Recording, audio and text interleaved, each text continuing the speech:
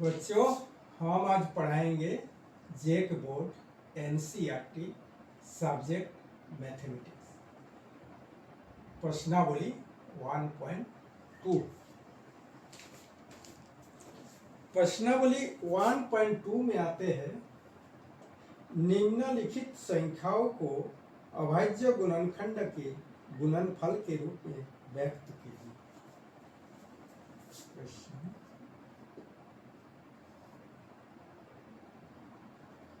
Number क्या है? 140। 140 का अभाज्य गुणनखंड विधि से आपका हल करना है।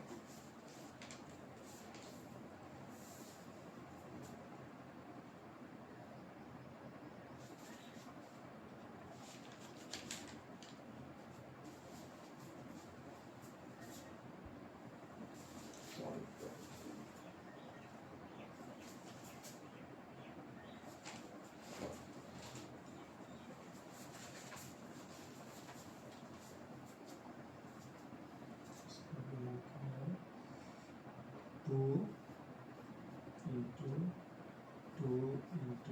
5 इंटू 7, तो 2 का पार्ट 2 हो गया इंटू 5 इंटू 7।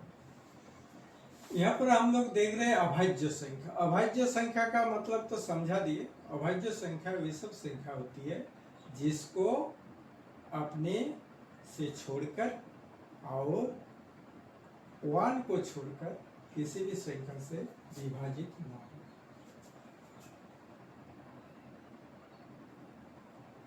ये आंसर आ गया। इससे बना सकते हैं 140 2 7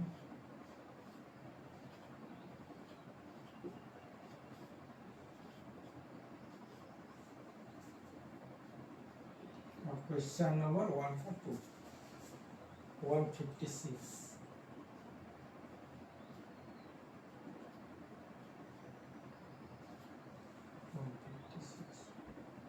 2 into 3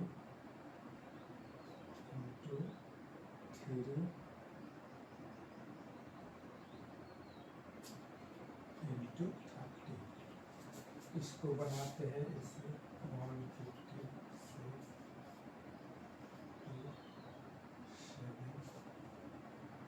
278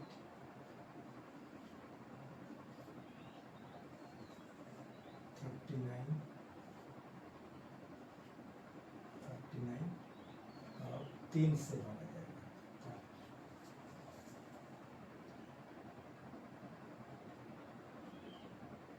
2 into 3 power 2 into 30। तो ये सब अभाज्य संख्या हुआ 2 5 7 2 3 30 सब अभाज्य गुणनखंड। तो खंड करना, क्या करना है? गुना का खंड।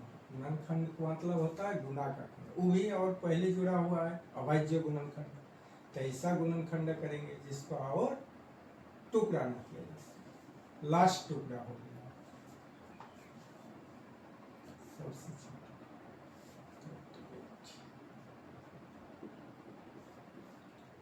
38 3825।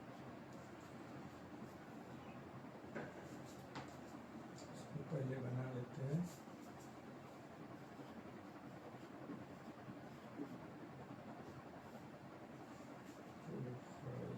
फाइव से जाएगा। अब लास्ट में हम लोग देख रहे हैं 5 है। अब इसको कौन से भागा जाएगा? 2 से तो नहीं जाएगा, 5 से ज्यादा चांस। 533 7 533 6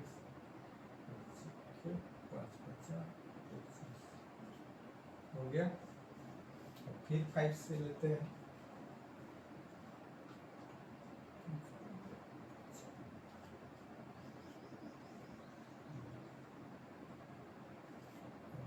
से 51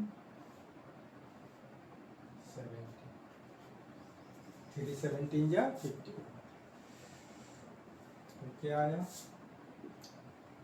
3 इंटू छोटी संख्या को पहले लेंगे 3 into 3 into 5 into 5 into 70। अब 3 दो बार आया, 3 स्क्वायर 5 स्क्वायर इंटू 17 आंसर।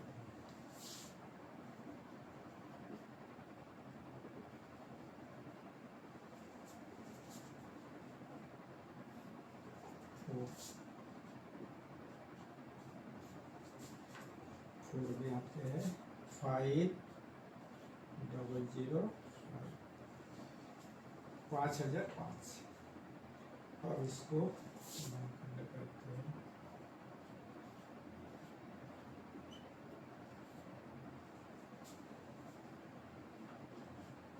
पहले बोले लास्ट में 5 है तो 5 से ट्राई करते हैं। 1 5 1 0 0 1। अब 7 से ट्राई करते हैं।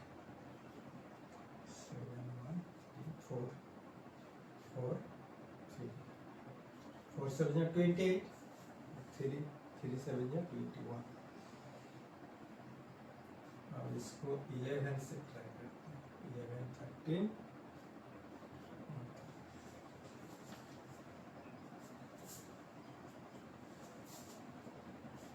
तो क्या आया 5 into 7 into 11 into 30।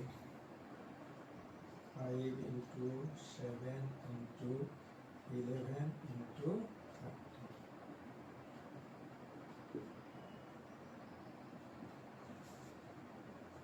ये आंसर आ गया।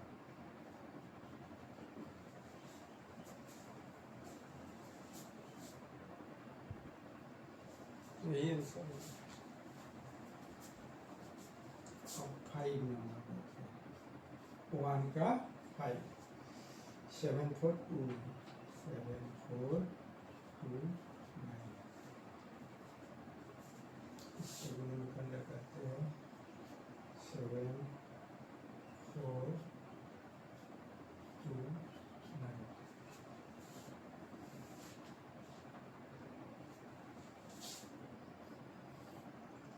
ये 17 से करते हैं 737 होगा 737। और 19 से करते हैं 19 से 23। तो क्या निकला 17 into 19 into 23।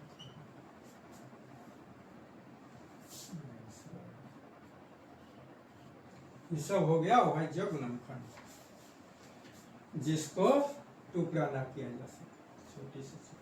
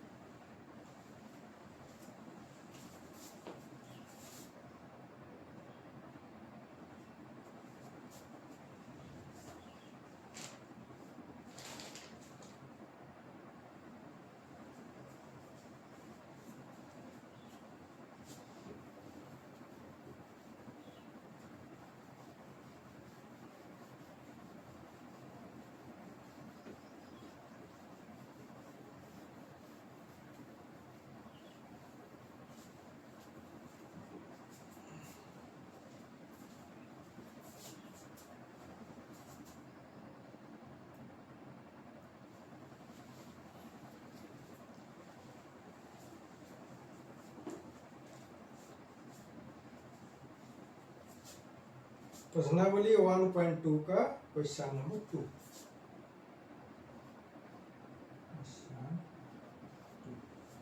इसमें लिखा है पूर्णांकों के निमित्त युग्मों के एचसीएफ और एलसीएम ज्ञात कीजिए तथा इसकी जांच कीजिए कि दो संख्याओं का गुणनफल एचसीएफ इंटू एलसीएम।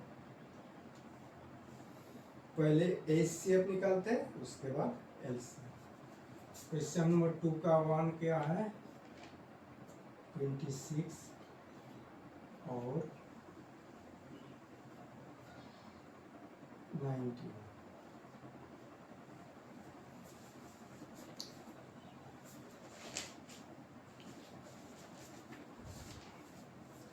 इसको अभाज्य गुणनखंड विधि से करते हैं 26 और 91।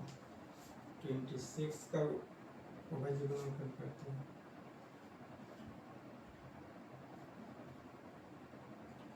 2 into 30, 91 का आ गया 7 into 30। तो देखिए दोनों में कॉमन कौन है 30। 30 आपका एलसीएम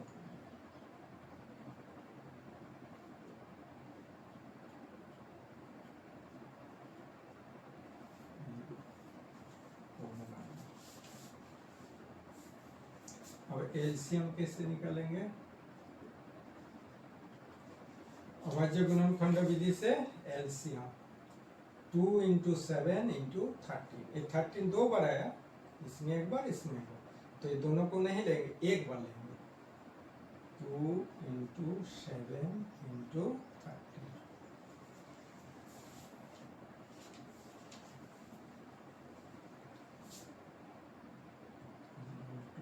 182। अब इसका प्रूव करेंगे दो संख्या का गुणनफल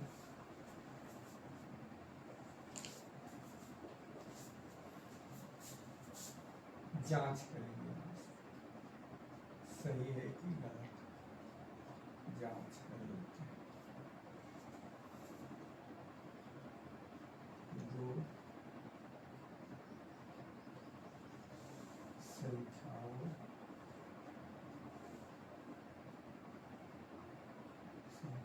का गुणनफल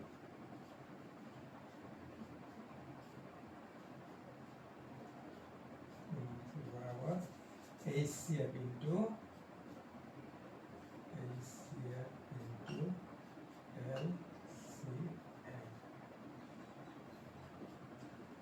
दो संख्या का गुणनफल क्या होगा 26 into 90। लेफ्ट साइड हो गया ये राइट साइड HCF कितना निकला 30।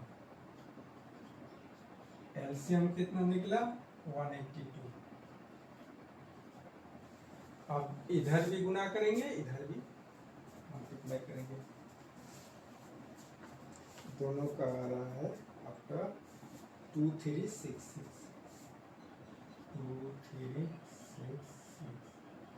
और इधर भी आ रहा है 2366।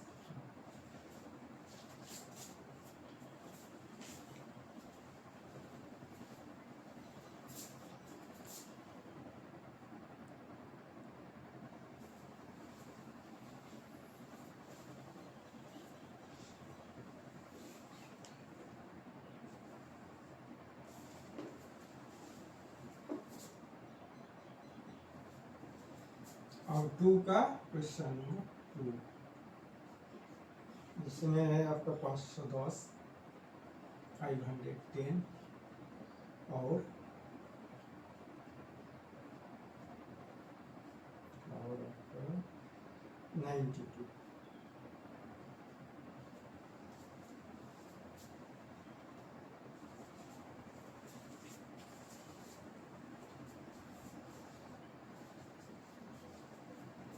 पाँच सौ 10 का अभाज्य गुणनखंड करते हैं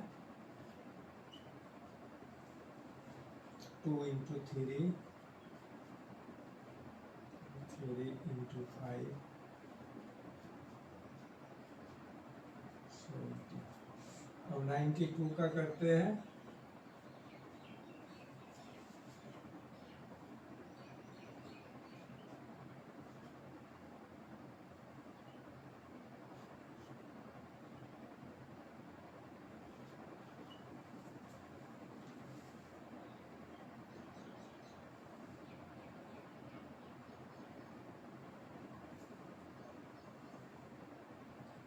इसका HCF निकालेंगे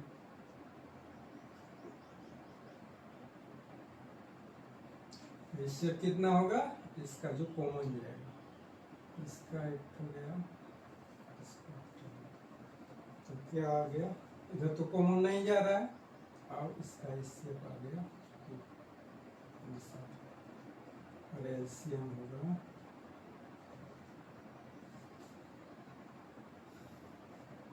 टू दो बार आया है, इसके एक बार टू इंटू टू, ये टू बच गया। अब इसका into three into five into 17 into 23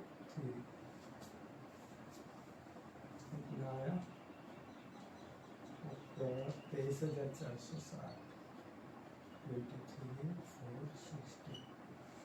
ये हो गया एलसीएम, तो एलसीएम हो गया, ये हो गया एलसीएम।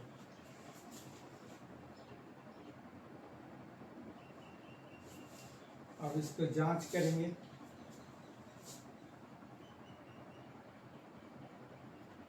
जांच करते हैं दो संख्याओं का,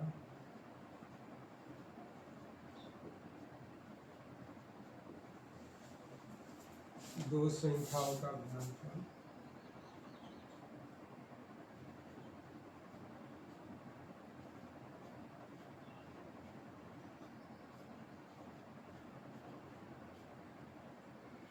बराबर एलसीएम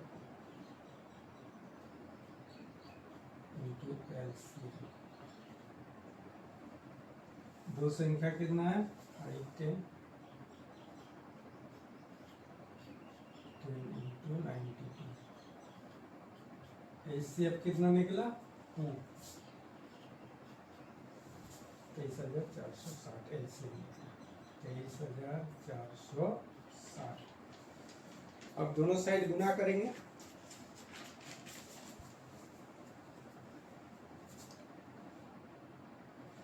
दोनों साइड गुणा करेंगे तो कितना है 46,920 इक्वल टू, इधर भी आ गया उतना ही। दोनों साइड बराबर हो गया, लेफ्ट एंड राइट, तो ये क्या हो गया जांच हो गया, प्रूव हो गया कि सही है। ये फार्मूला भी सही है, ये फार्मूला जो बनाया गया है इसी हिसाब से बनाया गया। अब क्वेश्चन नंबर 1 का 3, क्वेश्चन नंबर 1 का 3 क्या बता रहा है 336 और 54, 336 और 54।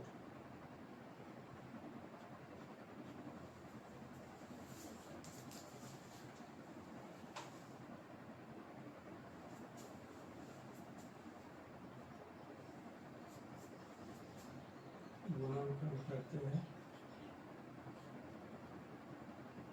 2 into 2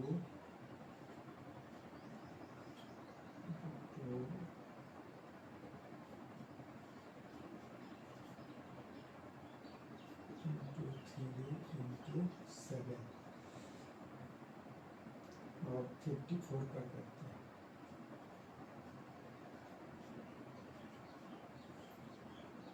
2 into 3 2 into 3 into 3 into 3। इससे कितना होगा, कॉमन कितना जा रहा है एक तो 2 और 3 एक तो कॉमन, इधर 2 और नहीं है और इधर 3 और नहीं है, एगो 3 एगो 2 कॉमन कर, तो यही आपका ऐसे बन जाएगा एचसीएफ बराबर 2 into 3 बराबर कितना होगा 6। एलसीएम होगा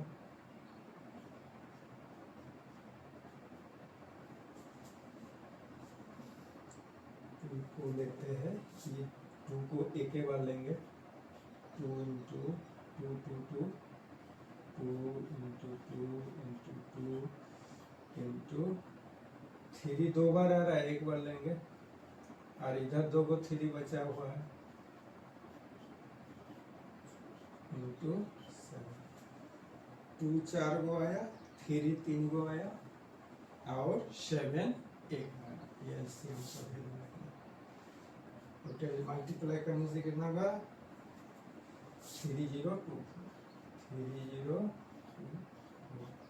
ये हो गया एचसीएफ और ये हो गया एलसीएम। अब जांच करते हैं दो संख्या का गुणनफल।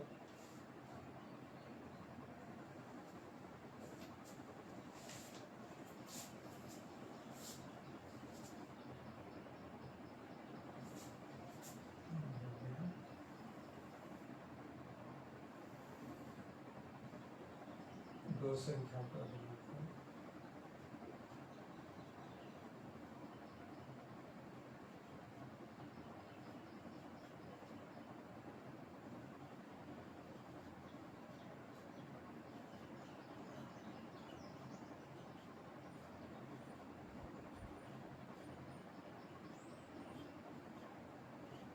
HCF into LCM।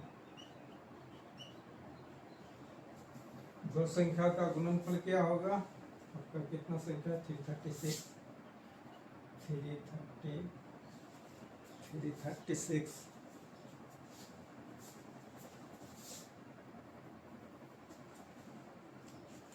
336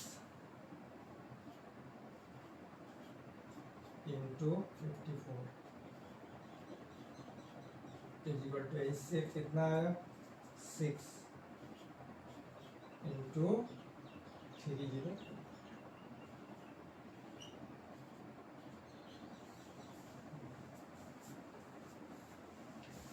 और मल्टीप्लाई करने का तो कितना आएगा 18,144 18,144।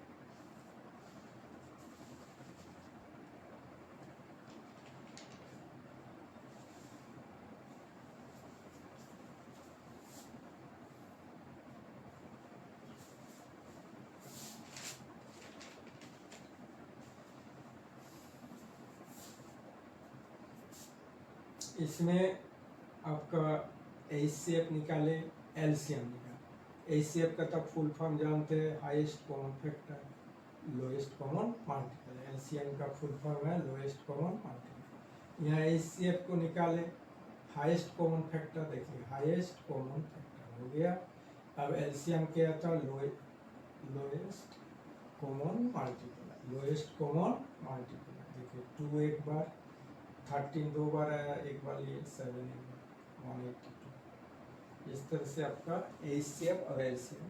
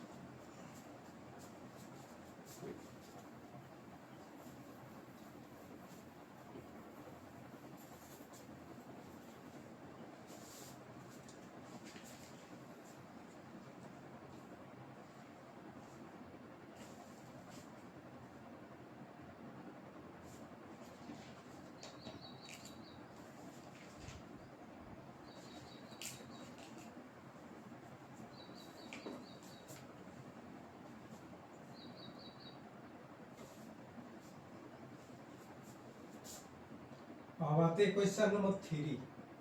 क्वेश्चन नंबर 3 3 का 1 में क्या है 12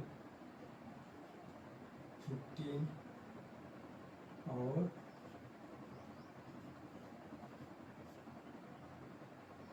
21। इसको भी बता रहा है कि आपका अभाज्य गुणनखंड विधि। क्वेश्चन नंबर 3 में क्या बता रहा है अभाज्य गुणनखंड विधि द्वारा निम्नांकित पूर्णांक के HCF और LCM ज्ञात किया। तो 12 का पहले ही निकालते हैं गुणनखंड अभाज्य गुणनखंड।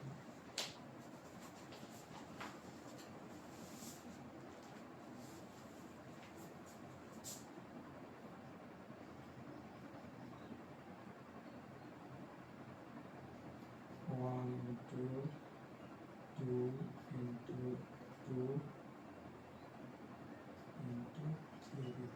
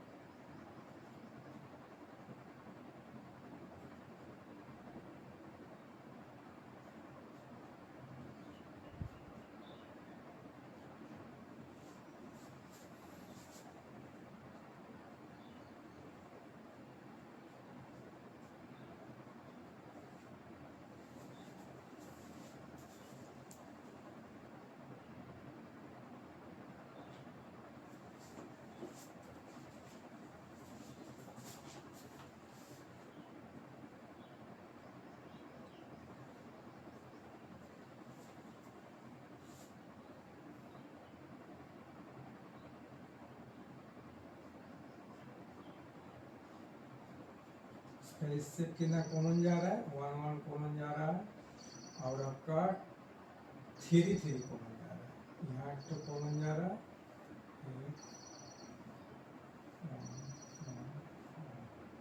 1 into 3। इसका वैल्यू कितना आ गया 3 और एलसीएम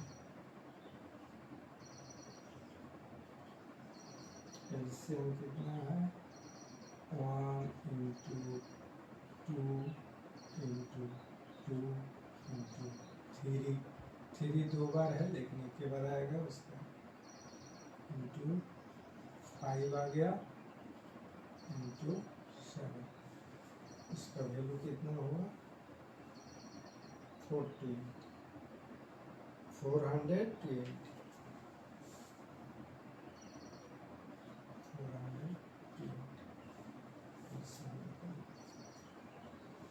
इससे कितना हुआ 3 और एलसीएम 420।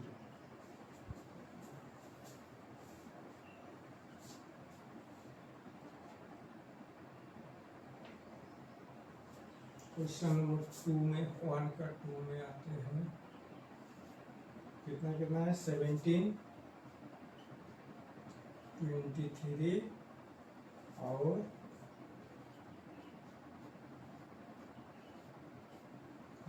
29।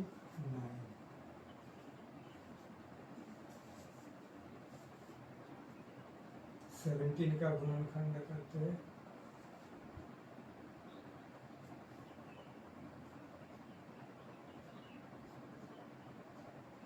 तीनों अभाज्य संख्या है तो इसको 1 से गुणा करेंगे ऐसे निकलेगा नहीं इसीलिए 1 से गुणा करना पड़ेगा।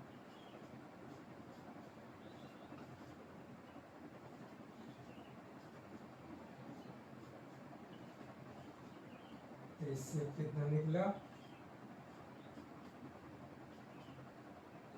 1 कॉमन गया 1 और LCM 17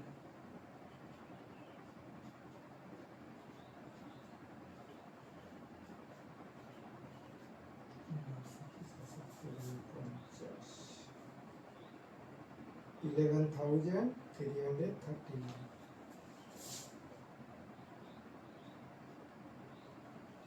3 339 India to Asia, India Asia.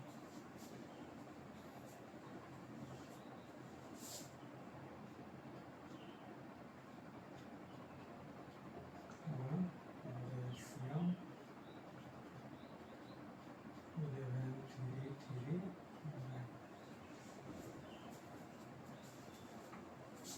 अब थ्री का क्वेश्चन थ्री का थ्री आता है 8925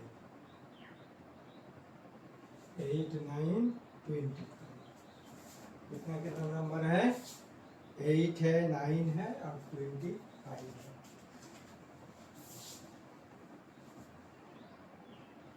एट नाइन और 25 8 का गुणनखंड करते हैं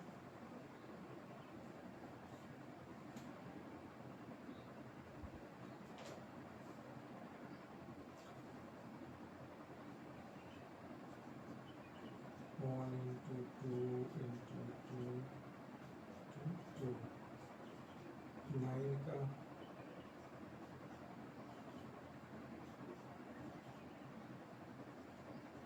25 का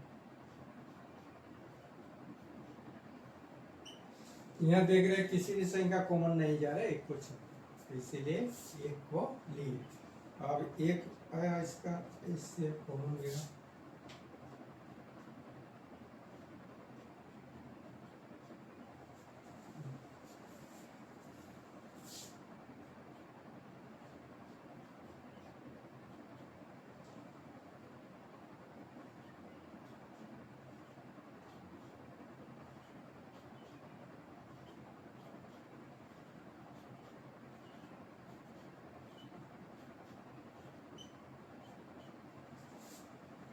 कितना वैल्यू आया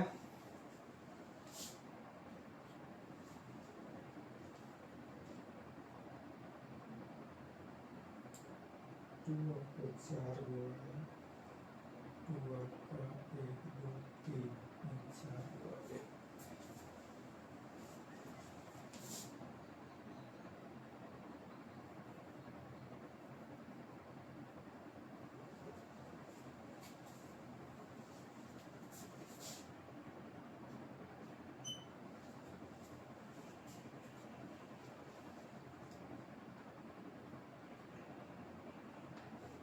इसका वैल्यू आया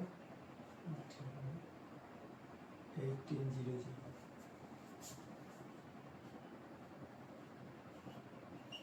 1800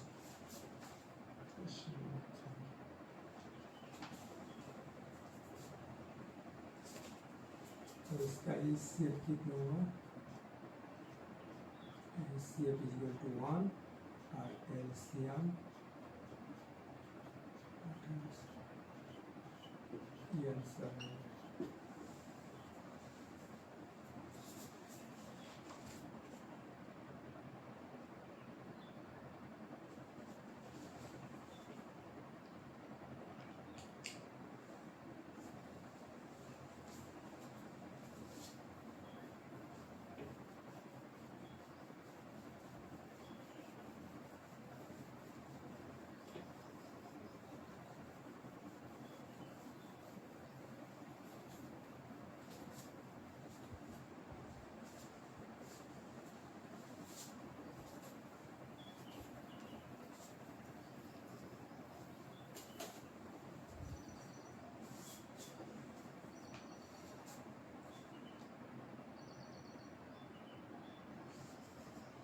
क्वेश्चन नंबर 4 बता रहा है एसीएफ दो संख्याओं का 306 और 697 का एसीएफ कितना है 9 दिया है और एलसीएम भी दिया है दो संख्याओं का 306 697 ये आपका एसीएफ दिया हुआ है अब इसके सहारे एलसीएम ज्ञात करना है एलसीएम निकालना फॉर्मूला के सहारे तो आपका क्वेश्चन नंबर 4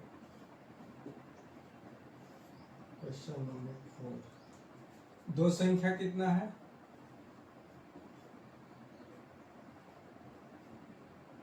दो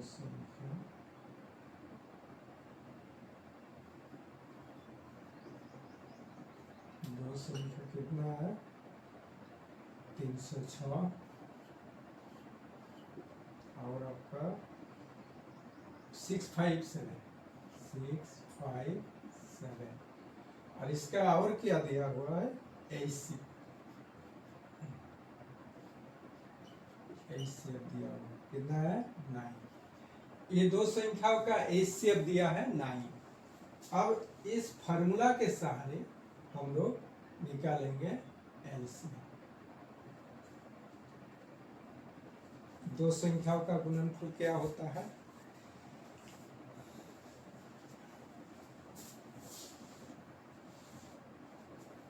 अब HCM into LCM left side में लिखेंगे एचसीएम इंटू एलसीएम बराबर कितना था दो संख्याओं का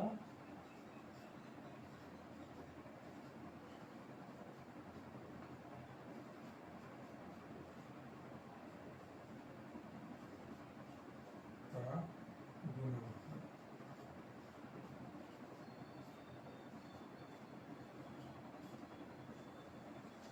तो एचसीएफ कितना है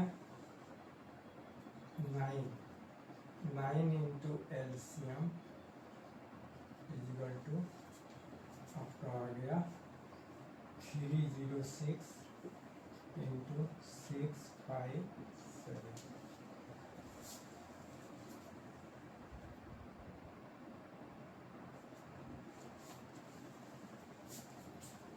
अब ये मल्टीप्लाई है तब डिवाइडेड होगा बराबर के इधर जाने से क्या होता है डिवाइडेड होता है प्लस रहने से क्या होता है माइनस होता है माइनस रहने से क्या होता है प्लस होता है और आपका मल्टीप्लाई रहने से क्या होता है डिवाइडेड होता है और डिवाइडेड रहने से क्या होता है मल्टीप्लाई होता है। तो इस पोजीशन में आपका मल्टीप्लाई है इसीलिए क्या होगा डिवाइड होगा। अब 9 से काटेंगे इसको काट ये भी आ जाएगा 7 नाम 63 3 नाम 7 ये भी आ जाएगा ये भी काट जाएगा इसको काटते ही छोटी संख्या 9 1 जा 9 3 9 3 27 9 3 27 और 3 बचना 4 ये 34 आया। अब इसको करेंगे 34 गुना एलसीएम लिखेंगे ना एलसीएम बराबर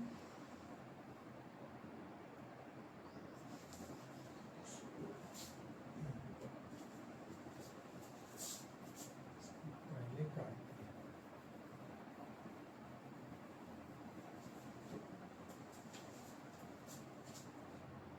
9 into LCM equal to 306 into 657।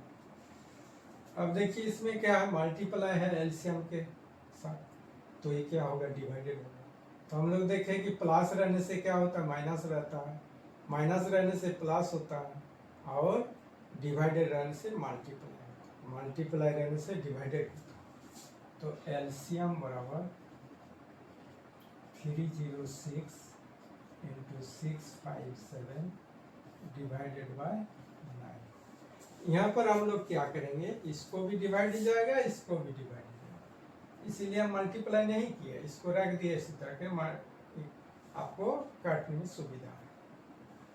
अब 9 1 जा 9 ये छोटी संख्या इसको काटते हैं 3 9 27 4 34 तो एलसीएम कितना निकला 34 इंटू 657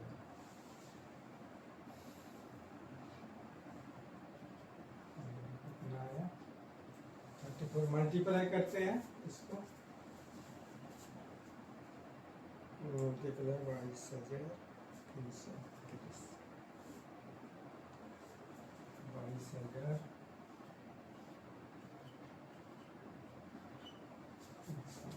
ये आंसर हो गया।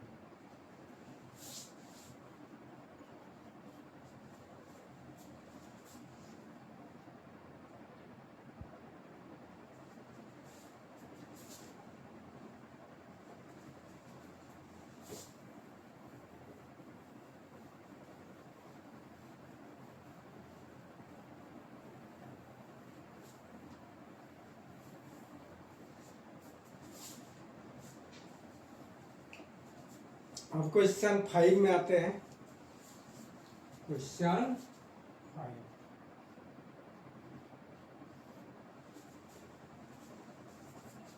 क्वेश्चन 5 में क्या है, जांच कीजिए कि क्या किसी प्राकृतिक संख्या n के लिए, प्राकृतिक संख्या का मतलब तो समझा दिए, संख्या 6n अंक 0 पर समाप्त हो सकती है।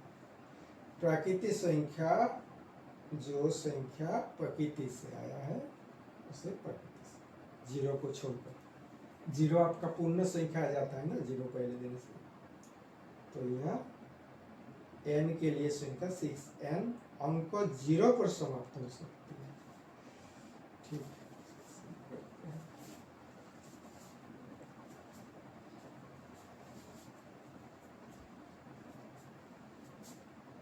यहाँ पर दिया हुआ है संख्या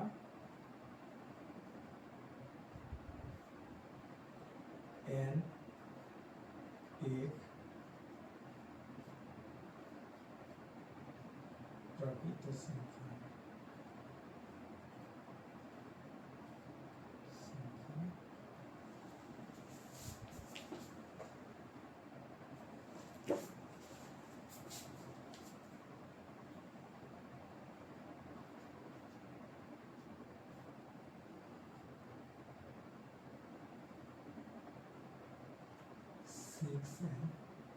सिक्स एन शून्य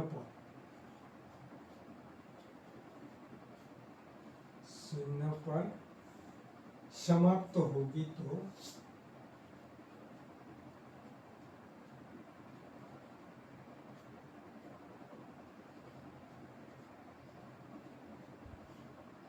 होगी तो वह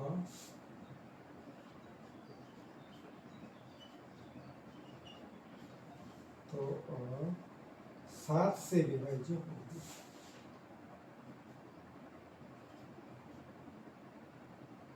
7 से विभाज्य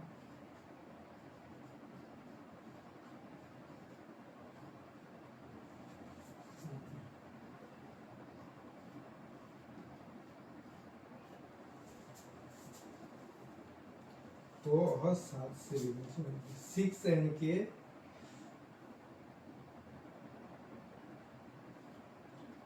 6n के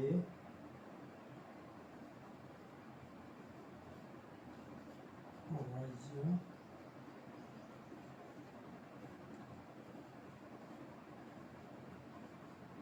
गुणन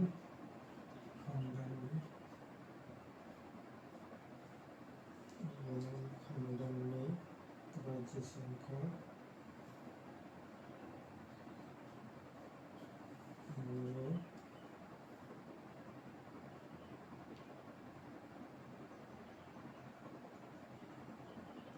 जिसमें 7 आना चाहिए।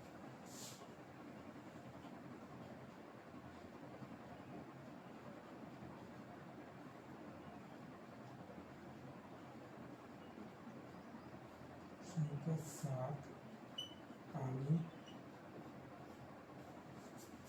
चाहिए।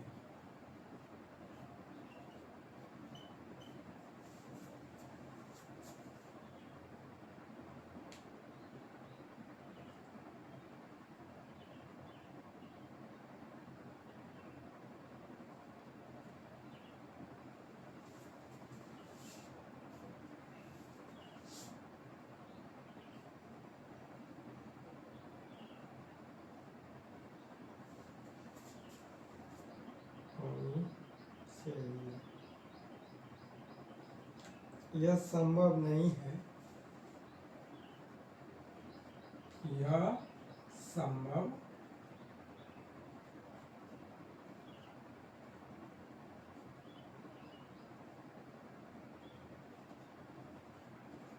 नहीं है,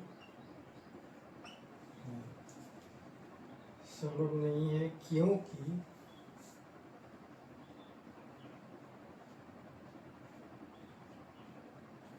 क्योंकि 6n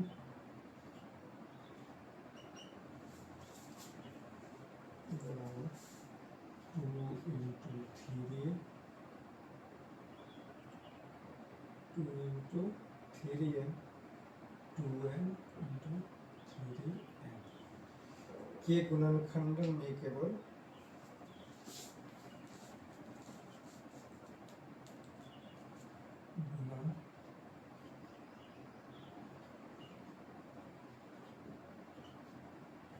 गुणनखंड में केवल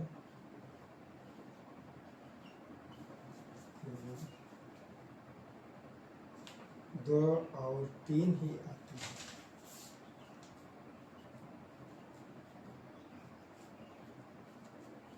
तीन ही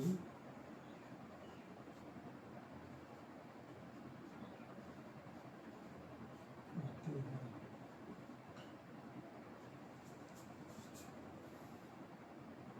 इसलिए ऐसी कोई संख्या नहीं है जिसके लिए सिलसिला को 0 पर समाप्त होगी। इसलिए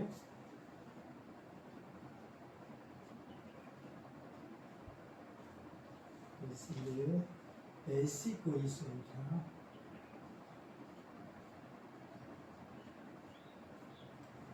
ऐसी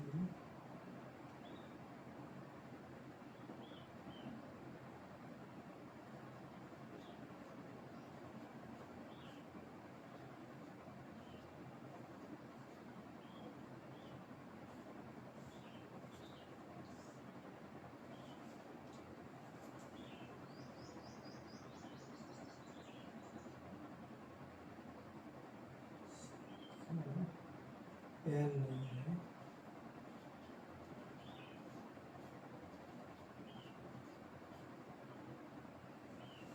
n नहीं है जिसके लिए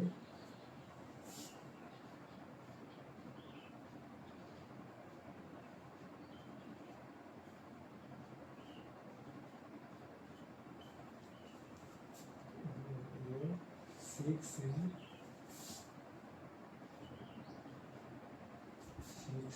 6n को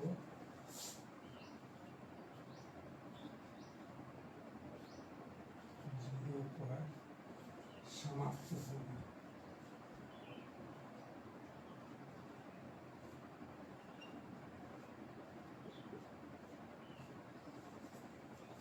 यही आपको दिखाना था।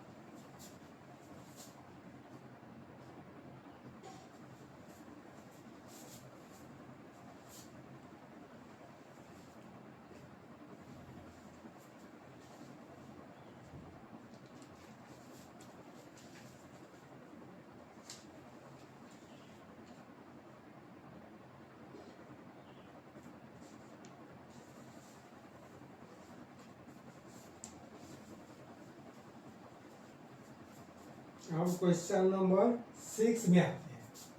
क्वेश्चन 6 में क्वेश्चन नंबर में 6 में व्याख्या करना है। व्याख्या कीजिए कि आपका दो पार्ट है।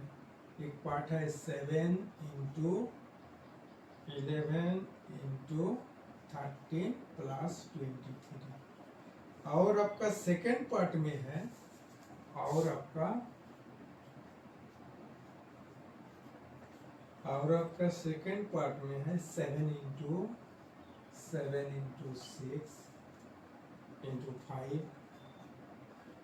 Into 4 into 3 into 2 into 3 into 2 into 1 plus 5 plus है 5।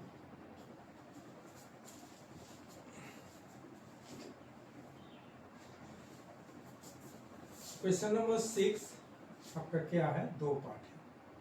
एक पार्ट यहाँ से यहाँ एक पार्ट हो गया और यहाँ से यहाँ पार्ट हो गया। अब इसके मल्टीप्लाई है, यहाँ पर प्लस है 23, इधर सब मल्टीप्लाई है, इधर है प्लस। अब इसमें क्या करते हैं, सॉल्व करते हैं।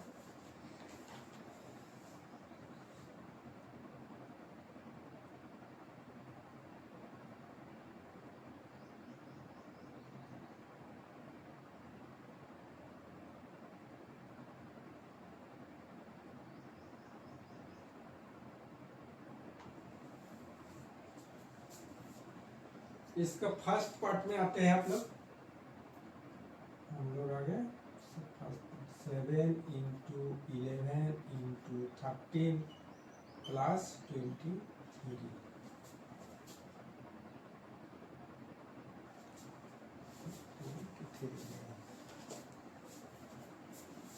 13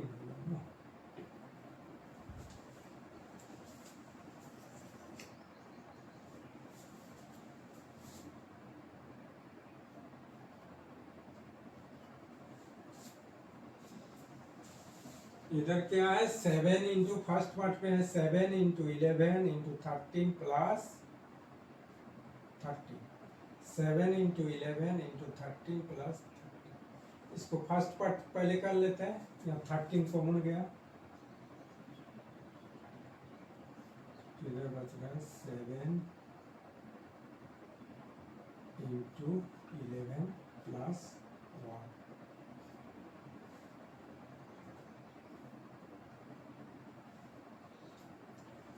इधर कितना होगा 13 77 प्लस 1 13 इंटू 78। इसको तो इंटू मानता है ब्रैकेट के समय।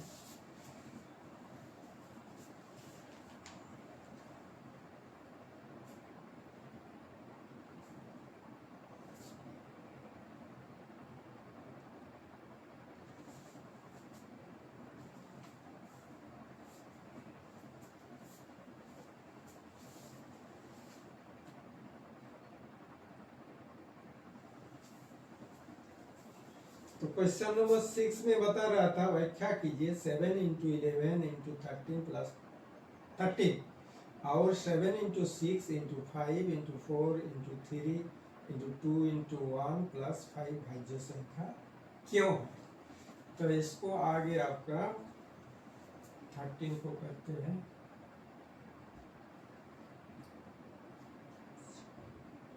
13 इंटू 6, यहाँ 6 आ गया तो इसीलिए ये भाज्य संख्या।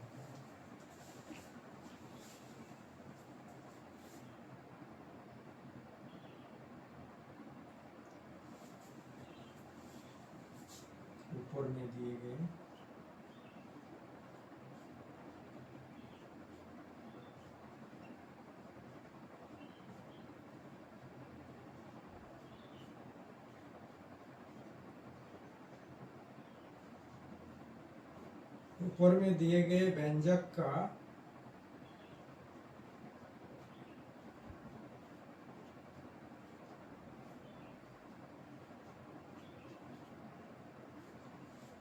ऊपर में दिए गए व्यंजक का गुणनखंड 13 तथा 6 है।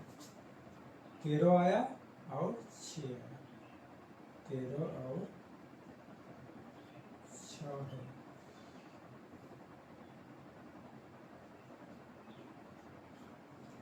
इसका वैल्यू होता है 11014। तो 13 और 6 से मल्टीप्लाई करेंगे, 6 है तो 1014 भाज्य संख्या, 6 है इसीलिए ये भाज्य संख्या है। और तो 1014 एक भाज्य संख्या।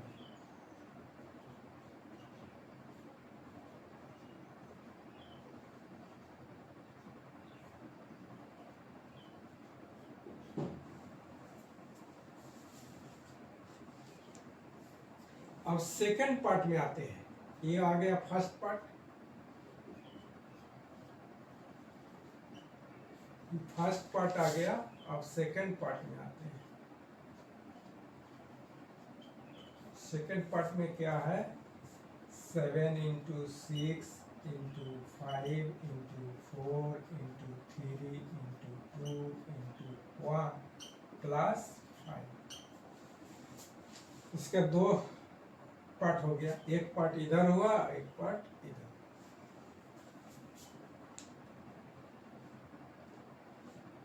यहाँ 5 कॉमन लेते हैं, E5 I5, तो 5 कॉमन आ गया। इधर क्या बचा, 7 into 6 into 4 into 3 into 2 into 1 plus 1। इसको मल्टीप्लाई करेंगे तो कितना आएगा, इस सारी संख्या को मल्टीप्लाई करते हैं तो आता है 1008 प्लस 1 है 5 इंटू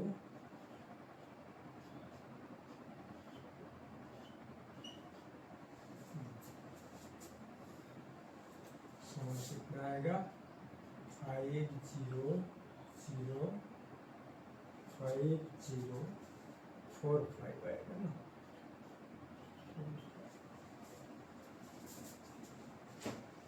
5 9 45, 4 यहाँ आ गया, 500 5 1 जा।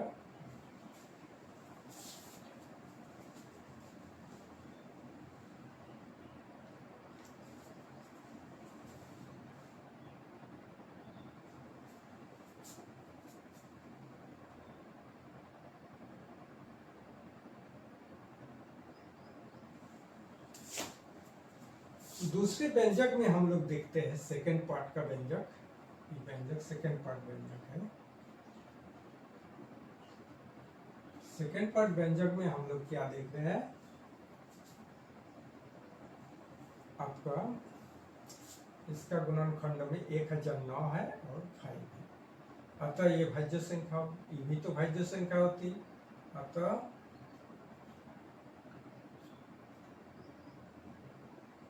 सेकंड पार्ट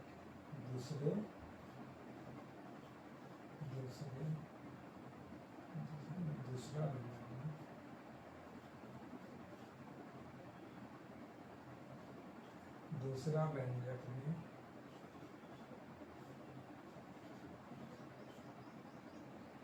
5 और 1009 का गुणनखंड आता है।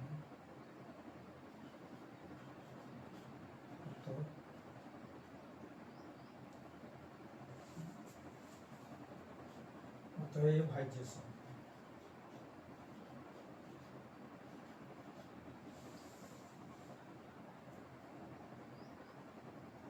दूसरा व्यंजक में 5 1009 है, इसलिए अतः यह भाज्य संख्या।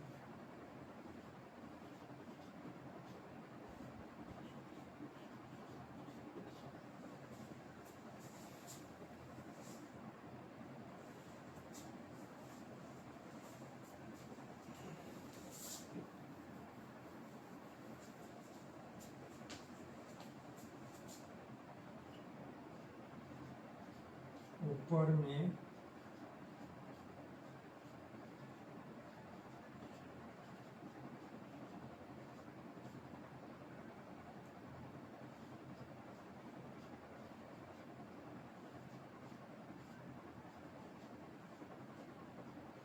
पाँच और 1009 गुणनखंड है।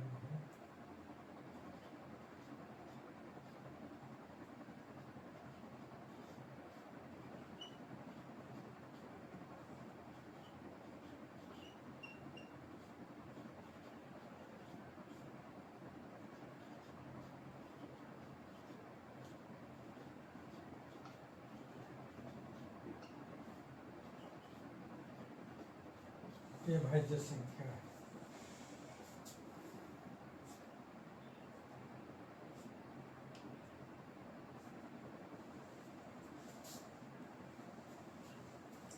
इसको बढ़िया से समझते हैं। क्वेश्चन नंबर 6, इसका 2 पार्ट है, ई व्यंजक और आरेक्ट व्यंजक। ये दोनों व्यंजक को हम लोग को दिखाना है कि दोनों व्यंजक भाज्य संख्या है।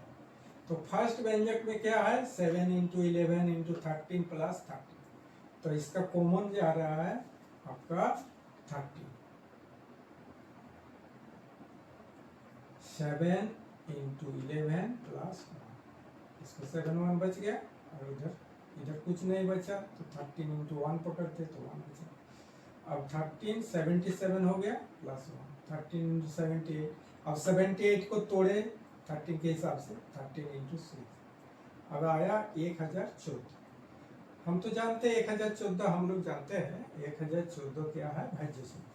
ऊपर में दिए गए व्यंजक का गुणनखंड 13 और 6 है, तो 1014 ये भाज्य संख्या। सेकंड पार्ट व्यंजक में आते हैं, 6 into 6 into 5, 7 into 6 into 5 into 4 into 3 into 2 into 1 plus 5। अब इसका left side right side, right side में क्या है 5 ओनली, और कुछ नहीं तो 1 है इंटू 1, तो 5 कॉमन गया। इधर बचा 7 into 6 into 4 into 3 into 2 into 1, इधर बचा प्लस 1। अब 5 इधर कॉमन गया, इधर गुना करें मल्टीप्लाई किए तो क्या 1008 आया, प्लस 1 तो 1009। 5 इंटू 1009, अब आया मल्टीप्लाई 5045। ऊपर में दिए गए व्यंजक में 5 और 1000 ना आ रही है, अतः यह भाज्य संख्या 5045 क्या है, भाज्य संख्या।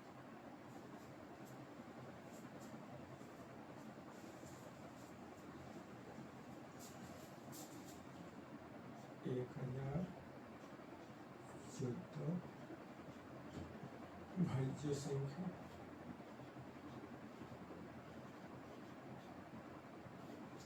और इधर आ गया आपके 5045 भाज्य संख्या।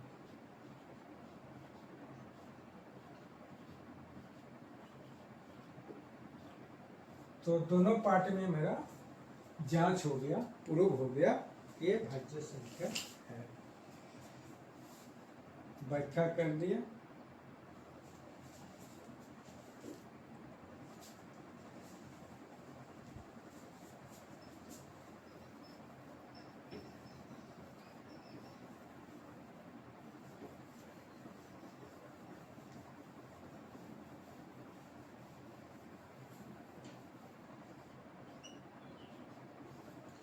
क्वेश्चन 7 में क्या है, किसी खेल के मैदान के चारों ओर एक चक्कर एक वृत्ताकार पथ है।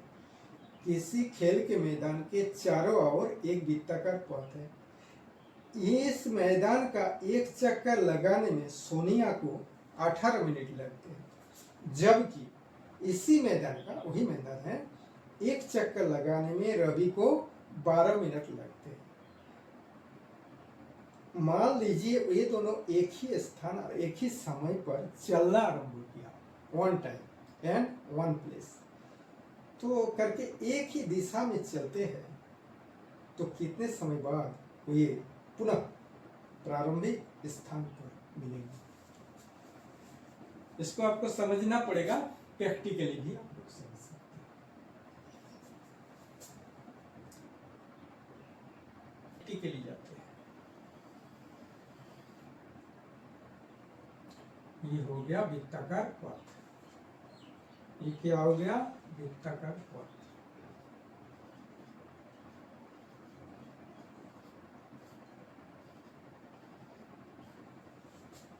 तो समय आपका 2 खिलाड़ी है खेल के मैदान में, एक है सोनिया और दूसरा है रवि। सोनिया को इस पूरा पथ, वृत्ताकार पथ को परिभ्रमण करने में समय लगता है 18 मिनट, और रवि को समय लगता है 12 मिनट। तो समय ज्यादा ले रहा है सोनिया, तो सोनिया कम घूमेगी। सोनिया क्या है, एक पथ पर कम घूमेगी, जबकि रवि जो है वो ज्यादा पथ। तो देखते हैं इतने समय में, कितने समय में दोनों एक घूमेंगे, तो इसको एलसीएम करना पड़ेगा। वृत्ताकार पथ है। तो यहाँ देखिए सोनिया का समय लग रहा है वृत्ताकार पथ पर। सोनिया का कितना समय लग रहा है? 18 मिनट।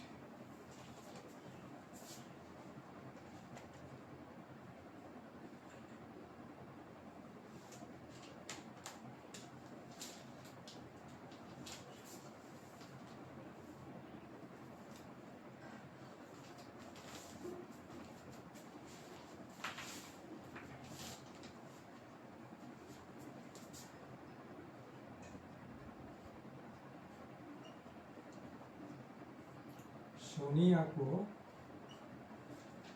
वृत्ताकार पथ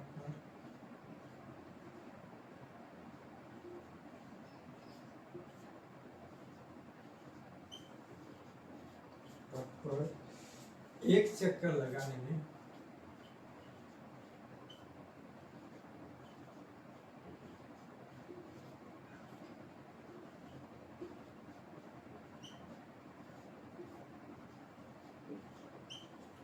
एक चक्कर लगाने में 18 मिनट समय लगता है। 18 मिनट समय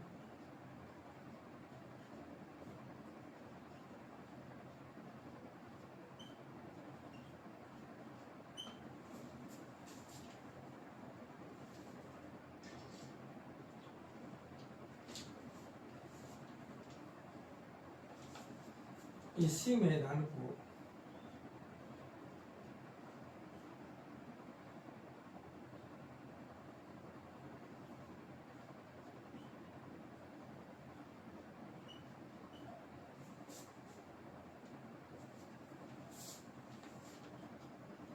मैदान में एक ही समय पर रवि को लगता है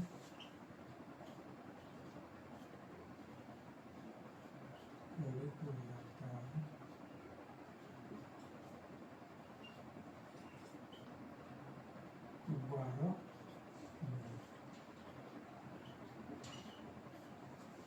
12 मिनट लगता है। तो प्रारंभिक स्थान पर दोनों को मिलने के लिए हम लोग को क्या करना है? एलसीएम निकालना पड़ेगा। एचसीएफ तो नहीं होगा, ये तो मैक्सिमम नंबर से एलसीएम एचसीएफ निकालना पड़ता है। जैसे पहले चैप्टर में किए थे 1.1 में आपका एचसीएफ निकाल के एक बार निकाले थे। तो इस पर क्या है? मैक्सिमम समय क्या है? मिनिमम लोएस्ट, माने मैक्सिमम नहीं है, लोएस्ट क्या समय है कि दोनों एक साथ मिलेंगे? तो इसीलिए लोएस्ट कॉमन मल्टीप्लाई में जाना पड़ेगा 12 मिनट।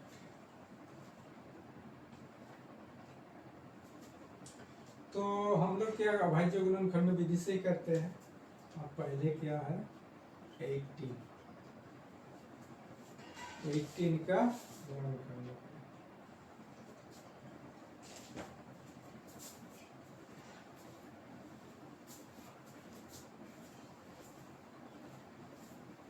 2 into 3 into 3। अब 12 क्या करेंगे? 2 into 2 into 4। अब इसका देखिए 2 आ गया। अब 2 को एक बार लेंगे, एलसीएम निकालने के लिए क्या करेंगे?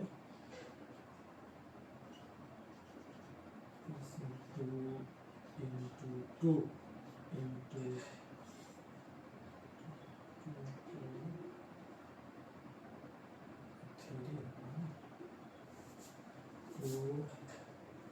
2 कॉमन गया, इधर 3 भी कॉमन गया। तो 2 ये दोनों 2 के एक 2 लेंगे, यहाँ एक तो 2 बचा, ये दोनों 3 का एक 3 लेंगे और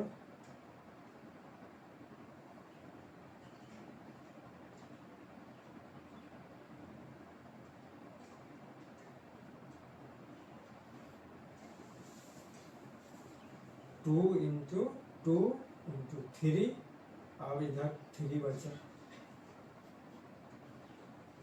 कितना आया 36। इधर हम लोग एलसीएम क्या है, लोएस्ट कॉमन मल्टीप्लाई कितना निकला 36। तो 36 मिनट जो हुआ ये आपका एक साथ मिलने का समय,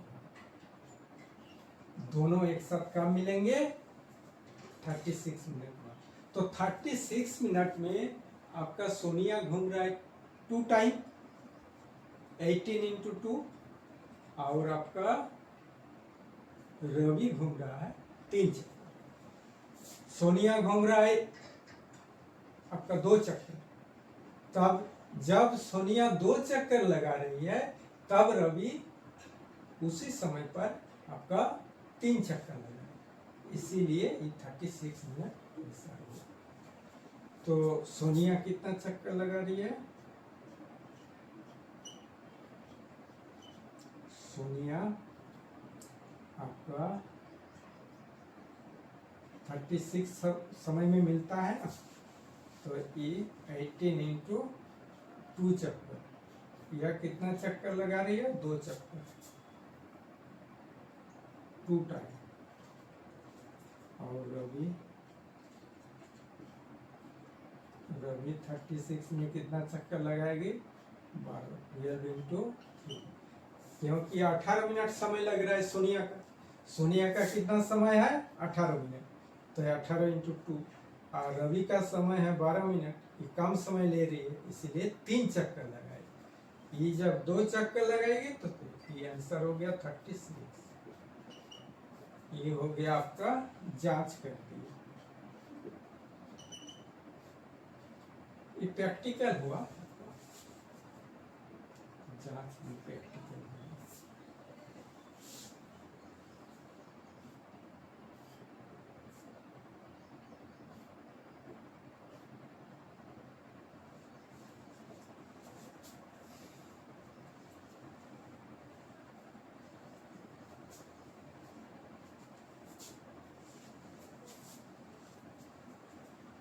तो यहाँ भी समझा देते हैं। यहाँ सोनिया स्टार्ट किया चलने में, तो 1 राउंड गया 18 मिनट, तो फिर रवि गया 12 मिनट में ही पहुँच गया, तो रवि यहाँ पर रहेगा तब सोनिया यहाँ पर रहेगी, अंदाज में होता है।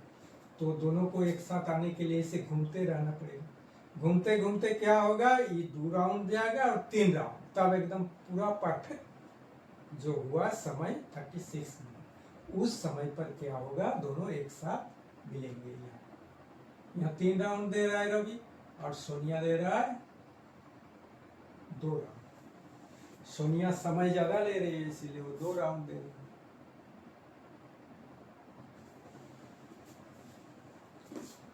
Sonia 2 round,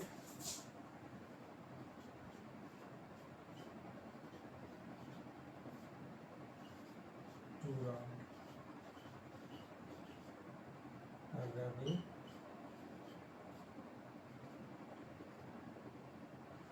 3 round.